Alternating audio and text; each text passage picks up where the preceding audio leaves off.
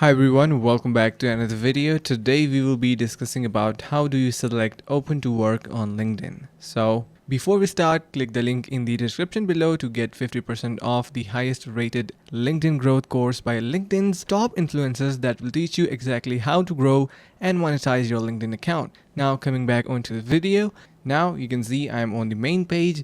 Head over to your profile section from the top left side of your screen, and once you are there, you can see we have this option that says open to. Once you click on this, you will find three different options: finding a job, hiring, and providing services. Now providing services is something that showcase services that you offer so new clients can discover, but in case you are open to work, you are going to be selecting the very first option. Once you do, it will be basically asking you for a couple of questions. You are going to be answering what is going to be suiting the best, like for example job title, location types, full-time, part-time, and then you can see your profile title, and this type of badge is going to be displaying once you click on save. And that's how you can easily select open to work on LinkedIn. Now before we end this video, do not forget to get your 50% discount to start growing your LinkedIn account by clicking the link in the description below. So make sure to subscribe to our channel, like the video, and share with your friends. Thank you so much for watching,